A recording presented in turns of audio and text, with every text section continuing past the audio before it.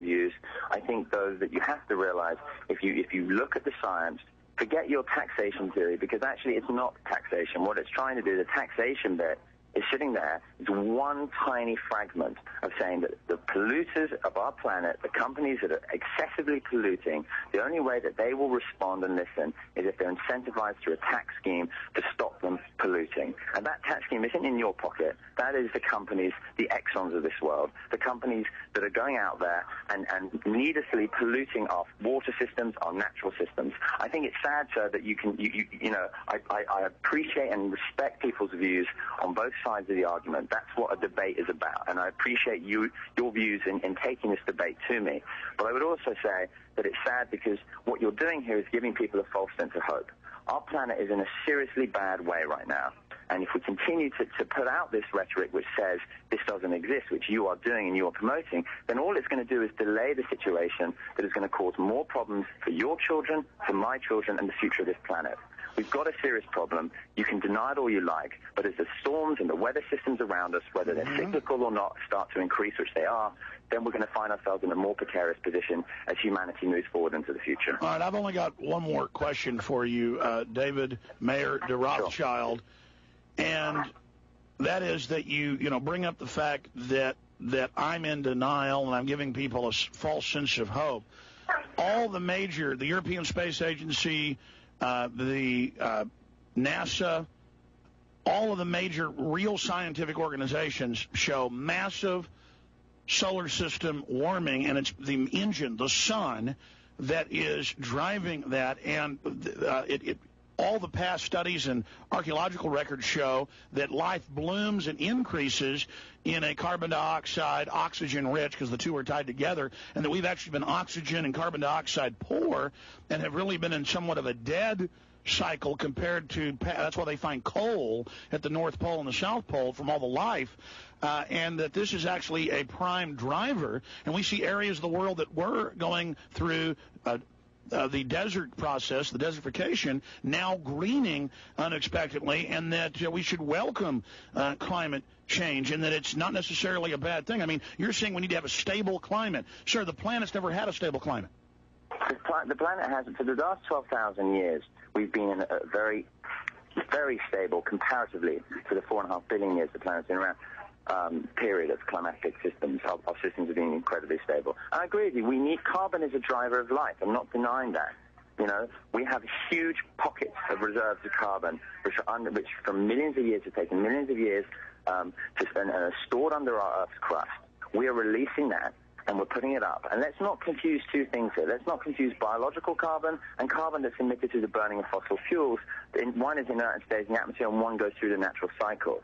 So we're confusing two things when we're pumping out, not only are we pumping out excess carbon, more than the natural system, but with slash and burn agriculture, we're cutting down our carbon sinks to balance that. Our oceans are incredibly precarious. They absorb 40% of our world's atmospheric carbon. Oh, I agree that. And as our temperatures get warmer, let me just say this. See, you're tying together plankton blooms and different differentials in with carbon dioxide itself. And isn't the different? And it's not just one tax. I mean, they're now tying the different environmental movements that we need a tax on more than one child, which really is a one-child policy. So we already see this whole move to restrict carbon really a tax on life, a tax on breathing. I don't think it's a tax on life and a tax on breathing. I think the fact of the matter is we have one planet. We don't have a spare one. We know that our systems, and whatever you want to call it, whether you want to call it a cyclical change, whether you want to call it global warming, everyone has their own opinion. And I think the fact of the matter is, for me personally, the time for debate is over. This is no longer about does it exist, does it not exist, who's doing what, who's not. As we keep on talking, the planet, the very thing that supports So we need to just stop thinking and just agree it's happening and go do whatever Al Gore says and just world government will save us. Well, okay, in a perfect world, what should we do, Rothschild? In the perfect world, what should we do to save ourselves? Tell me, save me. Listen, save I'll me. tell you what. I'm saving you. In the perfect world, sir, you start to use common sense, which is obviously something that from some of your comments, I'm afraid I don't see. Save me. Oh, God. Do you save the young ladies? Oh, Lord Rothschild, save me. You're such a dashing adventurer, like Indiana Jones. Listen, Lord Rothschild, take me, Lord Rothschild. You sound like. Listen, Mr. Oil Baron sitting in the south there. If you want to start making funny noises like that on the phone, that's fair enough, oil boy. So get back onto your little rodeo bull, go out there and deny it all, protect your oil shares, and make sure that your kids, who you talked about, don't have any planet to live on. But anyway, I have to go, my friends. Hey, listen, I just want to tell you something. Your family has caused a lot of pain in this world, from what they pulled with Napoleon to all of it, and we're tired of it.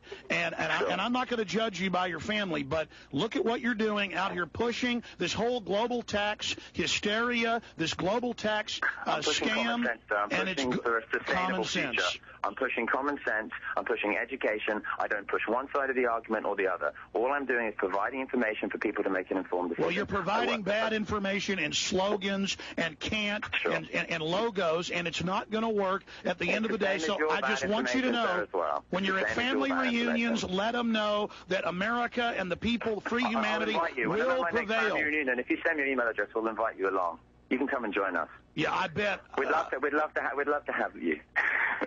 Now, are those the estates that you guys took over in the French Revolution you engineered, or are those the estates in England?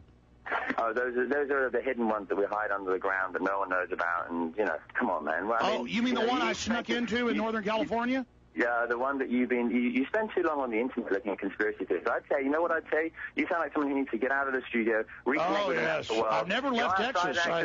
And go outside and reconnect with nature. See what you're missing. Well, Rothschild, let me just say this. You also make these hayseed, comments about how we're a bunch of bumpkins and out here on our bulls in Texas. I never said anything about that. The implication was clear. An elitist implication. My words. There's no elitist implication. I spend a lot. I'm a farmer. I live off the land. I farm my own. I have my own cattle. I have my own. You are a farmer. I spend my time, and we are slaves on your plantation.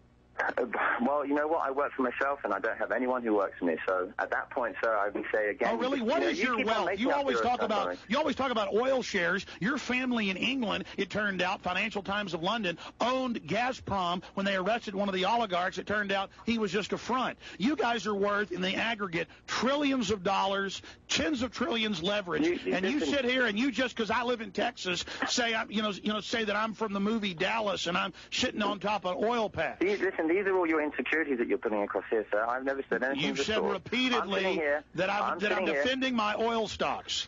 Well, I guess you probably are. I don't know because your family bankrolled the Rockefellers and Carnegie.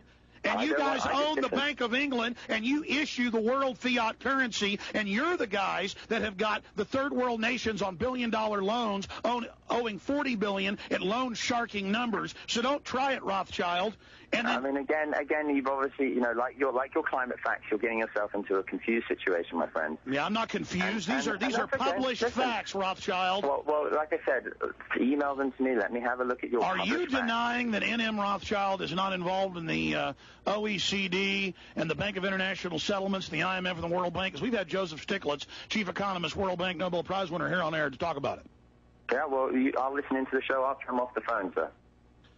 All right, well, listen, I want to challenge you to visit Infowars.com and PrisonPlanet.com so you can see the front line of the resistance. We will defeat eugenics. We will defeat the world feudal state. We will prevail. Let me ask you a question. Do you believe in the whole social Darwinistic eugenics movement? Because that's where the modern environmental movement came from, and that's where Prince Philip and Prince Charles and all of this scum get their ideas.